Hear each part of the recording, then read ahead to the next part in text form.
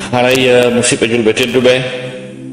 eɗe yetta Allah subhanahu wa ta'ala juula e nelaɗo on haray ɗe yewta fi nduɗo lew suumaye teddu ndu ɓure ko woni e mayru e farillaji mayru yani tugale korka kan e yewta yoga e piiji bonnuji korka kan udditanoya on bafal janal ka landata ɗon fi ñawoje korka kan. Ono haray ko addi ɗum ɗon fof taw en ɓanginayi ko honɗum wiyete korka e ko wiyete korka kon ko noneji jelu woodi par ce que korka no mari noneji ɗuɗi. Andingol ko honɗum woni korka taw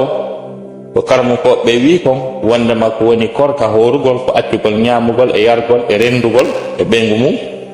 iwi ka nangue ngen fuɗi ɗon ha kangue mutoyta ɗon wondude e anniye dewal. Sa waɗi ɗum ɗo fof tawa anniye on na rewgol Allah par ce que goɗɗo no hoora fimo janɗi yo ɗuyto fimo wonde e Grèce yo ɗumanno ɗum ɗon fof haray ko horugol kono haray ka l'islam wona horugol korka ka Allah landi kan si tawi anniye on ala to ko ɗum wasi ulama o e wi so daari Sayyid Sabu ka piɓu sunna makko ma o daari Cheikh Aboubacry Jabri Jazairi ka kanko kadi ka minhajul muslim makko ma on daari docteur Habatu Zuhaili ka alfiqul islami wa adillatuhu ɗeɗo defte fof maɗum imam Shawkani ka nawlil awtar makko defte ɗen ummahatul kutubu en fof mo kala karmukojo e no tinniri noon fi korka kamɓe fof maɓɓe ɓe acca ko wiyete anniye on nder to tawi anniye on ala nder ton haray kontaka korka tawi anniye on wonali dewa. Donc wiɗen ɗen haalude gueɗe korka kala ko wiyete fi horugol kon ɗo hande so Allah jaɓi lies ka tabal men ɗo e weƴƴita e haalaɓe koye mo kala anda ko ɗum wiyete horugol e gueɓe mum ɗe si Allah jaɓi. Donc korka fof korka no senditi pecce ɗiɗi kala korka ko hoorete no senditi pecce ɗiɗi korka dagiga e korka harmuka. Korka dagiga ko korka ka Allahu lanɗo yamiri yo hoore maɗum nelaɗo makko o yamiri yo hoore ɗum wiyete korka dagiga. Korka harmuka ko kala korka horaka ta horu ɗon ko anniyi ko baraji ko rewgol Allah kono hara Allah yamira nelaɗo yamira ɗum non na korka dagiga non. Amma noon neɗɗo no darata no janɗi mo mari Grèce o andi o horugol fi yo Grèce makko on ɗuyto kan korka ɗon ka ala baraji ka ala probléme na korka bid'a non fo korka ka jommum daari kum tawi yo fangir ni daro so tawi ɗuytoto ko janɗi ko kono na dewal o fandi quoi ɓayna dewal o fandi o ala probléme ka Allah kono si goɗɗo fandike horugol ta ko dewal o fandi kono ta korka ka woni horde kan ta ka yamiraka ka ala ka qur'ana ka ala ka sunna kan korka ɗon ko haɗaka ɗon ka nangoya e jommum sikkuɗo en famodiri ka. Voilà, évoluons maintenant et je voudrais qu'on donne des exemples de jeunes non licites, certains jeunes qui sont interdits par le prophète Mohammed paix salut sur lui, des jeunes qui sont interdits par Allah subhanahu wa ta'ala, par la religion. Parce que c'est wi wondema goɗɗo no anni yo hoor moodi horugol wela fi no sakki kono dewal ngal ko bindi joni noon si goɗɗo anni ke hoori ha gasi tawa tigi tigi on kan korka ɗon ka nangoyay mo laakara haray ɗe humpa ko suka korkaji honɗi no ngaha joni hinoɗi ɗo ko wiyete kon sawmu dahar wigol hooray ha ñande maayi wo ha ñande maayi hoora wiya ɓawɗo ko minen nanggayno yimɓe ɓe waɗa fena fenta yimɓe naɓe kamboiro ɓawɗo ko aden geri kon no hurɓini joni noon mi hooray ha mi maayi ha joni marché rali ma heɓari ngal softora e probléme ji maɗi par ce que siɗa bonni Allah wi tun ɗa bonni mo sabboɗamo na wiya tan mi bonnima ko ɗum ɗo kadi mi watta fa donc on anda l'islam on ko bindi mi yeto on bindi mo ɓattaki bindi o rata e probléme. Sawmu dahar horugol ha maaya ɗum dagaki ko par ce que wonki maɗa kin a jeyaki a dowaka ki lorrude to Allah jeyki a luɓa korka no satti wigol hooray ha maaya ɗum ɗon pellete an e wonki maki on nanggodiro e lakara Allah wallitoki régulé kadi yamon donc kaɗo korka ka dagaki ɗimmon ɗum ko wiyete alwisala no dagani nelaɗo sallah sallam kono daganaki e ngenen ɓay ganda gundo makko on kanko c'est-à-dire ko horugol ha e futuro continue a korka kan jemma ha gasa tawa ñamali jemma rendali wiyata bimbi kadi nangguito korka kan huntoyo on futuro ɗon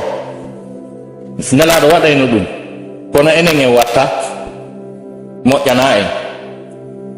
e horugol kañum kadi e juma horugol ñande juma horatake fef e juma si wona hara nangu programme korkaji sunna hawrodira e juma ma ɗum hara a yoɓi tawi woni hawrodira e juma kono suɓagol tun juma hoora moƴƴa ɗum noon kadi nangoye par ce que juma ko ɗum woni weekend julɓe ɓen ko andi yontere nden no mari peepo naati mi haalani o l'islamu haɗa weltagol ko weltoragol no armiri woni na affaire ko noon c'est à dire ko weekend juma on ko ya ɓeyditu dépense ñallitaka suudu fijida e ɓeygu remani dañande na horugol yadata e fijidugol e ɓeygu mum on faami ɗum horatake kadi ñande julde horatake ñande julde ko feeto yaada e angal ñamugol horatake ñande julde suumaye ñande julde donkin horatake ñande julde donkin horatake ñande julde horatake barɗe tati kadi ko jokkodiri e donkin par ce que ko ɗum wiyete ayyamu tashri nela saslamaki ko ñalaɗe ɗe tewu sekkitete juuɗe e ñaame ko ayyamu aklin wa surbin ko ñalaɗe ñamugol yar donc honno dammi no hirsa consilateur ji fof no heewi tewu ko naduma ɗon e horgol hali profita mema tewu ɓay ko Allah daginamma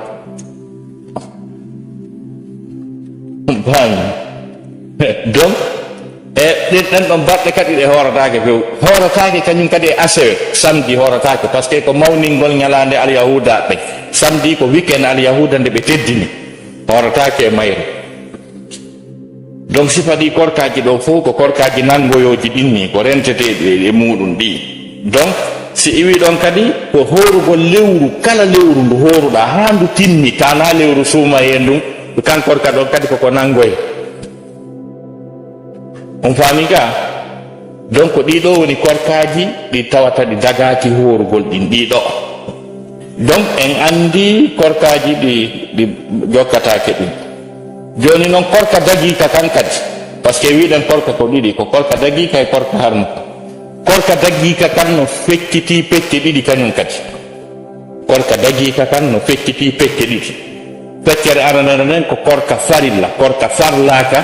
kañi e korka sunna korka dagika kan no fecciti pecce ɗiɗi kanka kadi ko korka farilla e korka naafilo korka farilla ko korka ka tawata ko ma hoora sa hooriɗa mari joddi sa hoorale ana goyte ɗum wiyete korka farilla korka sunna ko korkaji labaɗi moƴƴi marɗi baraji dongal e wakkande sa faala hoora sa faala hakka noon sa hooriɗa mari baraji sa hoorale a nangoytaki ko ɗiɗo korkaji ɗiɗi kadi woodi e korkaji dagiɗi ɗi linten korkaji seeɗa naafiloji ɗin korkaji naafiloji ɗin par ce que korka dagi korka farilla on no mari pecce ɗon ka neɗen haala fi pecce ɗen e woloyay fi ɗum noon kono amma korka sunna kan ala pecce kañum si yewten fi korkaji sunna seeɗa masalan horugol hande acca janggo ko ɗum woni korka annabi dawuda kan ɗum ko korka sunna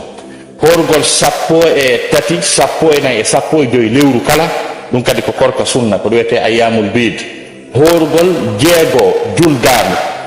ɗum noon kadi ko korkaji sunna ɗin hino dagi nelaɗo no yamiri ɗi e horugol 9 e 10 jombente ɗum noon kadi ko korka sunna nelaɗo no yamiri e horugol ñande arafa yawmu arafa ɗum noon kadi ko korka ka nelaɗo sallah sallam yamiri ko korkaji sunna korkaji moƴƴi labaɗi marɗi baraji siken famodiri ɗo kadi ka donc arten noon ka korka farilla fecciti ka pecce tati e الصوم المفروض ينقسم إلى 3 أقسام هناك أولا صوم رمضان ثانيا صوم النذر ثالثا صوم الكفارات donc صوم الكفارات amma korka farilla no fecciti peccetati korka goo farilla on ko Allah farli ɗeya ɗiɗi ko an ɗaɓɓitanta hoore ma wontane farilla ɗon kono ko an ɗaɓɓiti no waali ɗon korka farilla ka tata sa hoori a yoɓete sa hoorale aɗan goyte no fecciti peccetati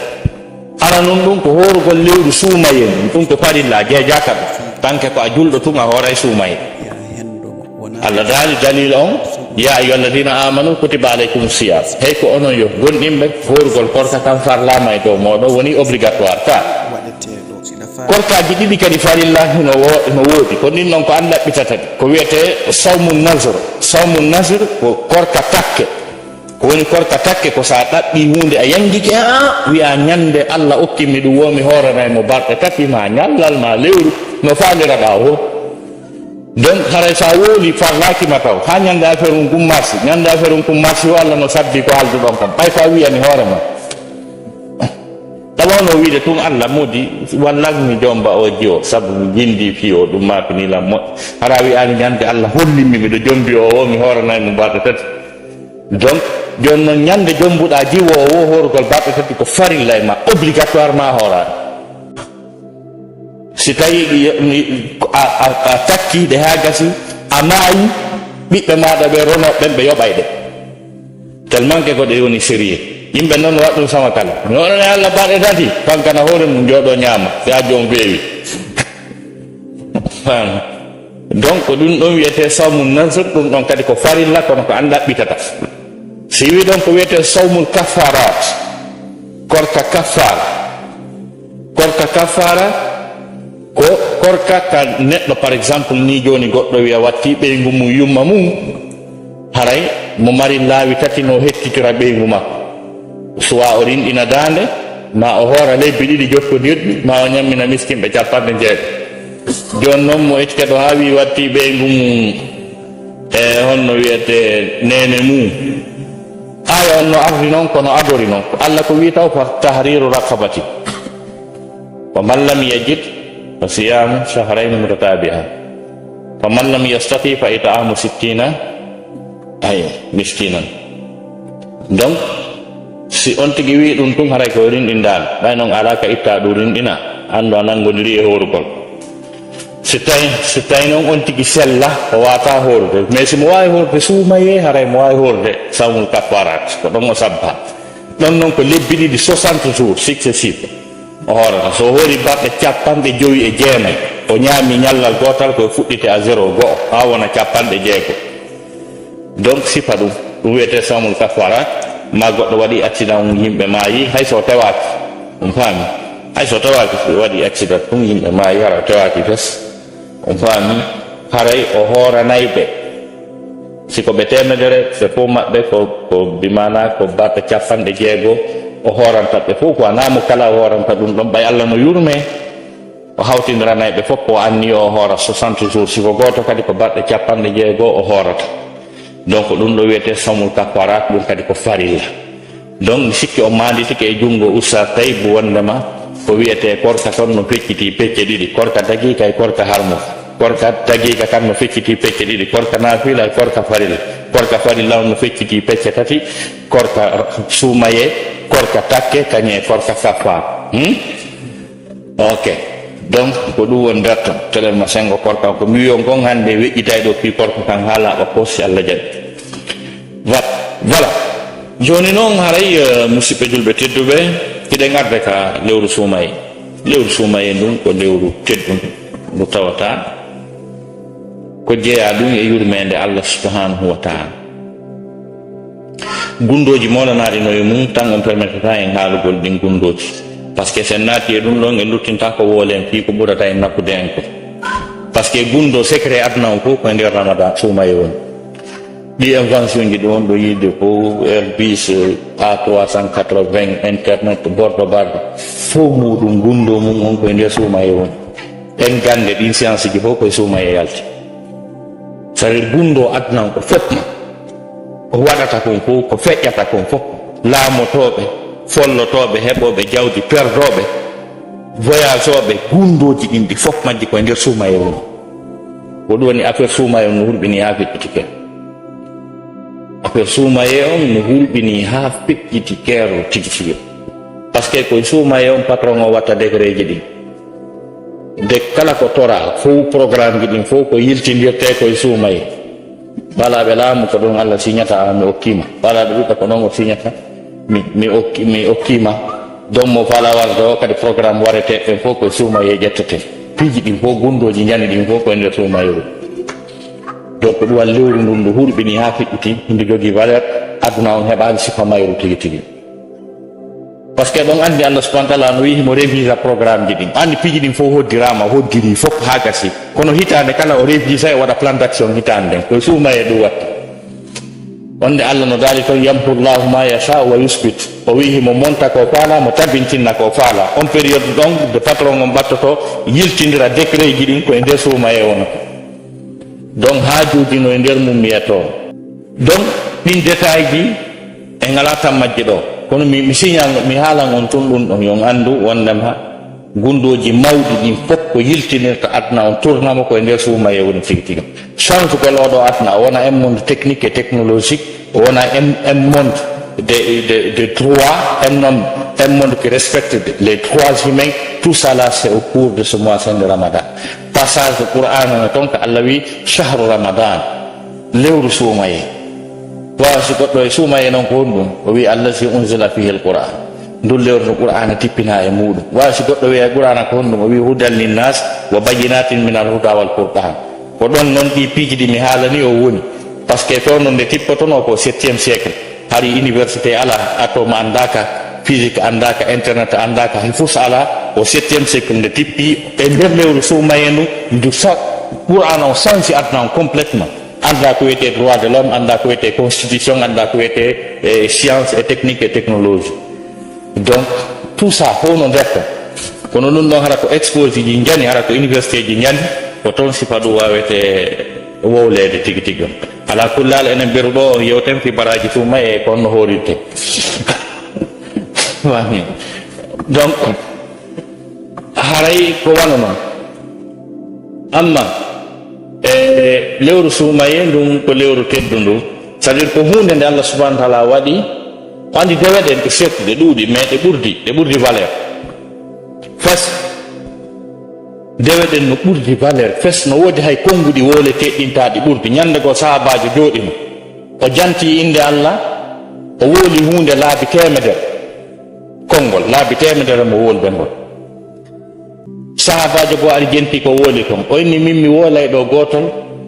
tawa an ka wonɗa ɗon a wowlay ɗo ɗen ko fanɗi o duuɓi temedere heɓa baraji ngol gotol ngol mi wooli andi no ɓurdi kono ko gandal ngal yaltintinta tawi kanko oɗano wiya subhanallahi wa bihamdi subhanallahi al azim tawi ko ɗum woni wiide subhanallahi wa bihamdi subhanallahi al azim konngol mari valeur par ce que nelaɗo maki ko konngol ko konnguɗi ɗiɗi yiɗaɗi ɗiɗi ka Allah foygitiɗi ka ɗengal tedduɗi ka balance andi ɗi konngol ngol no mari valeur ka o woni ɗum laabi temedere oɗa wimi ɗo mari ngol mi wola ɗo nde wotere ka a wola e ngol ɗon laabi temedere sewtoɗala ma ɗum duuɓi temedere tawi kanko wi subhanallahi wa bihamdihi adada khalqihi wa zinata arshihi wa midada kalimatihi o wi subhanallahi wa bihamdihi subhanallahi alazim adada khalqihi ber ko Allah tagi ko fopp nombre muɗum hay so nangi ñuuƴi tum ko ñuuƴi million jelu Allah tagi aren e sonsoli aren e liɗɗi aren e kulle aren e leɗɗe e dimɗe muɗum aren e duule galaxie ji ɗo andi ɗi galaxie ji ko ɗi milliard ji galaxie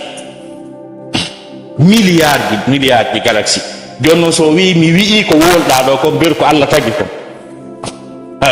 adada khalqihi wa midada kalimatihi ber kala konngol ngol Allah daali ɓay wiyatake bi Allah taga ma bi ɗum ɗo ma bi nde o fuɗɗi o ala fuɗɗode o ala feng Allah yetike e wondema kammuɗi ɗin e honno wiyete leyɗele ɗen jeeɗiɗi leɗɗe ko woni e mum kon fof si waɗama karami baharuji ɗin fof waɗama daha multipliama fois 7 windirte konnguɗi makko ɗin ta fuɗɗaka taw fami konnguɗi makko ɗin wa zinata arshi e mawnugol arsi makko on ko arsi makko on peesata ko teddi kon o wi mi wooli ko wolɗa kon ber konnguɗi Allah ɗin e ber ko tagi kon fof e ber ko arsi makko on ɗumanni kon tawi ko nelaɗo o nanni est ce que ɗum ɗon no nandi e ko oɗa jooɗi ɗo wiya subhanallahi wa bihamdihi subhanallahi al azim donc ɗum waɗi si wiɗen diina kan to on tigi janngo ɓatto jannguɓɓen o profita e diina kan ta ko simple mo waaliɗani fankani hoore makko baraji no moɓodirde ta ko konngol gotol woni wolde donc dewe ɗen kañum kadi hiɗe ɓurdi valeur fes c'est à dire nduɗo lewru suumaye ndu dewal ko woni e nder mayru kon seeɗani a reway mooɓa dongal e wakkande baraji ko yurmede nde Allah subhanahu wa ta'ala addani moftaden fiyoɓe rattrape retard ji ɗiɓe feƴƴini ɗin ɓaynimo moƴƴimo yurme ko ɗum ɗon fof wiyete e horugol lewru suumayni ko rasulullah sallallahu alaihi wasallam wi ani sahabaɓe woni no arde e moɗon lewru teddu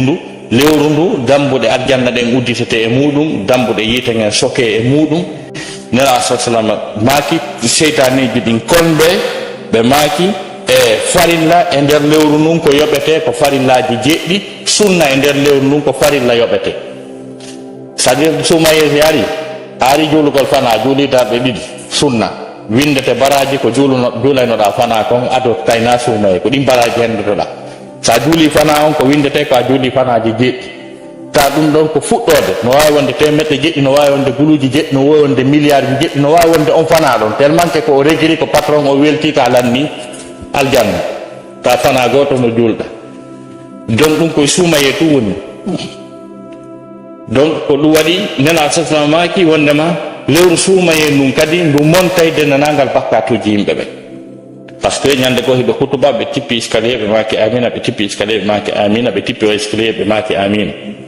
sahabaɓe wi ko ɗum wiɗa amina o wi ko Allah huuɗi yimɓe tato neli jibrilu yettini am mi tawi no yoni mi jaaɓi amina mi jeejanali tawi ko huuɗani neɗɗo wuuriduɗo e yumma mum e bemmum ma goɗɗo e maɓɓe ha ɓe maayi tawi ha joni mo luttiri probléme natugol aljanna oɗo huuɗa ɗum ni sabu naata ɗon aljanna ɗon kadi ko waɗɗa o ko double donc on ɗon ko huuɗaɗo kañum e neɗɗo mo lewru suumaye ari tawde e cellal o wondi e mayro handuma o luttiri bakkatum on kadi ko huuɗaɗo non kañum e neɗɗo mo inde nelaɗo woola fi mum o ronki wiide sallallahu alayhi wa sallam ɓeɗo tato ko huuɗaɓe ni donc lewru suumaye ndu no arde yaltinen kala sakuji men bakkatu e probléme yaltinen ka yaasi nduna ɓora hettode par ce que ko ɗum addi ndu ko lowtugol bakkatu ha laaɓa fi kono e woɓɓe goo ka ko e ndu lewru kadi ɓe natata e hono mo hanama ta ko e ndu ɓe natata e hono mo hanama lewru yurmede lewru no anndanɗa hoore maɗa e naafiloji ɗin e nder mayru ko farilla yoɓete kala ɗe darɗe ko naafeten e ƴiyamul layli ko dartoɗen no windede en juuli farilla kono farilla ko juulɗen no windede en juuli farillaji capanɗe jeɗɗi ma ha yeeso ronka profitude e nder ndu lewru ɗo joɗɗa on taw ndu donc sifa ɗum ɗo fof woni bimana ɓure lewru ndun joni noon ko honno noon lewru ndun horirte no woodi piiji e lewru ndun tanin ɗon naaɗi pijirteɗi piiji ɗiɗi pet yani tugale korka kon arkanu sawm donc arkanu sawm tugale korka kan ko ɗiɗi ko ɓenta kon anniyatu wa zaman anniyatu wa zaman ɗum ɗo won tugale korka kan ɗo kala ko bonti ɗon haray lanni korka kan on tigi sallimike donc ala non ɗum ko anni on kañum e tan on anni on ko yon tigi anni on no horude taka ɓernde mum ga no horude zaman on ko tan on c'est à dire o puɗɗo korka kan iwi ka wiya ɗon o daro ka wiya yo hattu ɗon so ñaami hakkude ɗon tun lanni ko haɗa kon so memi hakkude ɗon haray korka kan boni so hoori kadi ha timmi kono ta anni on régulali haray boni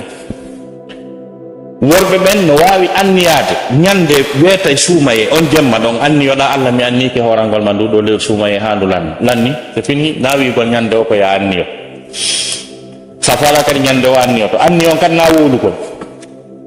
presque ya piɓɓo tun ka ɓernde maga ɗum ɗo tawima ɗa weltori ɗa watte fi baraji ko won nder ton ko donc amma rewɓe ñande o ɓe anniyoto ñande o ñande ɓe anniyoto par ce que kamɓe ɓe mari programme ko bonnitanta ɓe programme ɓe anda nde arata donc ko ɗiɗo ko anniyatu wa zaman ko ɗum ɗo woni arkanu sawm joni noon no woodi piiji ɗi tawata bonnoji kadi bimana korka kan ko bonnata korka kan ko jaamugol ngol e yargol ngol e rendugol ngol ɗum ɗo tum bonnata korka ɗum ɗo tum so on tigi ñaami maɗum o yari maɗum o rendi donc kala noon no woodi piiji gono toon kadi wawɗi bonnude korka kan nanditayɗi e ɗiɗo masalan si tawi on tigi fijiri hoore muɗum ha ndiyam ɗan tigi tigi yalti mani on aray ngal ñallal ɗo ngal boni on tigi yoɓoyayna donc si tawi noon on tigi ñaami ta o ñaama o tewi pas o ñaami haray korka makko kanka boni ngal nyallal non ngal boni tigi tigi jon non o yoɓoya e nyallal gotal wona balɗe capanɗe jeego o yoɓata ko waɗɗinta kafara o horugol balɗe capanɗe jeego ko so on tigi rendi e ɓeygu mum ñalorma suuma he donc haray ko balɗe capanɗe jeego o horoyta jon non ko woni tum neɗɗo mo tawi ko pasi ñaami ñallal suuma he haray o yoɓa e ñallal fiita o nanga kono baraji ngal ñallal ngal o perdi ɗon so hoori ha ñande o maayi darde wulure parɗe 1 milliard o heɓata baraji ñallal ngal aduna ñallal suuma e très cher e précieux to jaɓu ɗum yaha par ce que heɓitota ko suuma e goo ardata ardana e ñallal ɓeyde tane arday kadi e ñalle mum ɗen sa perdi ñallal golɗa suuma heɓitata ngal aduna lanni jonnon baraji ko woni e ñallal gotal kon mo hoori duuɓi guluji 1 milliard duuɓi ta mo horude jemma ñalano heɓata baraji ñallal ngal mais on tigi yoɓay tun ñallal fi taw nango e kono baraji ɗin haray kuutike donc ko ɗum ɗo won derto wiɗen ko bonnata korka kan o si on tigi ñaami ma o yari ma ɗum o rendi ko ɗum bonnata korka kan tigi tigi ko woni tugale korka kan ko anni e on kañum e tan hooreteɗo ɗi tata ɗiɗo piiji ɗen hani wattande hakkille e majji donc no woodi kadi piiji ɗi tawata tawa ɗi sembinay korka kan ɗi jonnay korka kan valeur moƴƴa noon ɗi multiplie baraji ɗi eɗon andi si tawina e suumaye sa jangi harfere wotere ɓuura ɗamari baraji sappo siko suumaye koye on sappo multiplié fois 7 harfere wotere ɗamari baraji temeɗɗe jeeɗi ngoy ma ɗum capanɗe jeeɗiɗi baraji capanɗe jeeɗiɗi harfere wotere sa jangi e suumaye haɗi profita janga moɓa baraji par ce que koye nder suumaye on qur'ana on tippina haray valeur suumaye qur'ana on no ɓeyditi e nder muɗum kañum e ɗiɗo naafiloji ɗiyoton ɗi tarawiji kañum e qiyamul leyli on ɗum ɗo mi ƴettanayi on tan seeɗa mi yewta fi mum ha mi traduisana ɓeeɗo jon noon haray naafiloji ɗin koye wattan hakkille e naafiloji ɗin kañum e okkugol suumaye okken moƴƴa ko okka o double to multipliété nene aicha ɓe maki nelaɗo haɗen no okkayno ha kono koye suumayeɓe ɓurayno okkude wona wa huntingol adde ñameteji mon ɗi ga julɓe ɓe ñamana on ɗi par ce que kala mo huntinɗa haray baraji ko heeɓi kon fof e nder ñallal ngal ko jangi qur'ana ko wi subhanallahi kon fof ko hoori kon fof ber ko yoɓa waɗa jogii ɗum hara ko makko kon ɗuytaka est ce que o yii ɗum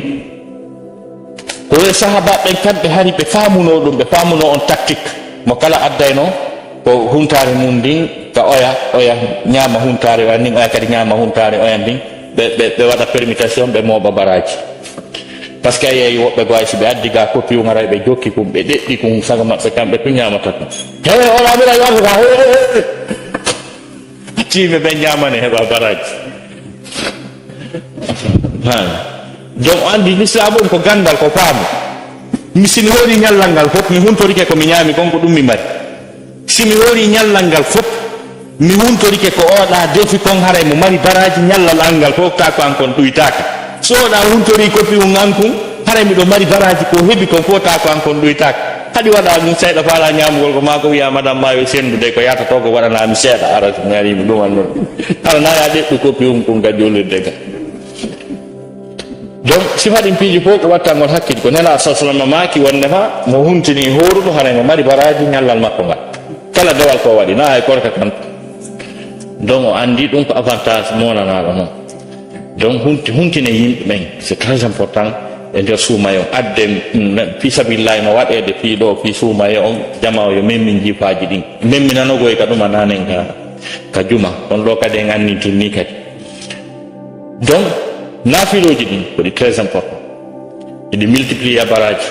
tentinima noon o qiyamul layli daragol jemma juula ɗum no mari baraji parce que c'est à dire daragol jemma juula jonnay place ji ka aljanna labaɗi moƴƴi noon ndaare hay nelaɗo sallah sallam place molanaɗo no ka aljanna annabaɓe fof ko toon faala fuɗɗori annabi nu annabi ibrahima en ɓe fof ko on place ɓe faala on hôtel ɗon nelaɗo tawi kañum ganno faala on hôtel ɓe inni en enen mofte maɓɓe ɗe yo waɗanɓe campagne yandi yoɓe heɓoy ɗon taɓe hersoy e ɓeya tago tayno hino non kambe woɓɓe ɓe woni follodirde ɓen duuɓi temeɗɗe jeenayi duuɓi capanɗe joyi no rewde Allah kamɓe ko duuɓi capanɗe jeego e tati ɓe rewi Allah est ce que ɓe ɓattodiri ko halde wadde alan campagne wanni alan campagne ɓenni kala e mon nanɗo noddinago ha gasi jemmini noddinago haalanni coraniɓe on place ɓe inni ɓe ƴettanimo garantie ɓe tefanoya mo ñande dano andi ɓe faala place on ka donc on place ɗon Allah noddudo nelaɗo wi yo juulu waktuji ɗin jowi o inni kun affaire um ɗa kadi siɗa faala kun ko wonɗa wadde campagne on ɗa rayimmo jemma juula ɗo a yiɓe waɗane campagne juuli jemma Allah dali aqimi salata liduluki shamsi ila ghasaqi al-layli wa qur'an al-fajr inna qur'an al-fajr kana mashhuda wa min al-layli fatahajjad bihi nafilatan laka asa an yab'athaka rabbuka maqaman mahmuda onani aya mari ka surah Isra Allah dali joni waktuji ɗin joyi ko ɗum woni aqimi salata liduluki shamsi ila ghasaqi al-layli wa qur'an al-fajr ko tanji ɗin précise ɗon ko lereji ɗin ɓe maki wa min al-layli Allah dali wa min al-layli jemma kadi fatahajjad bihi immo daroɗa wakkiloɗa nafilatalla ɗum ko nafila non spécial pima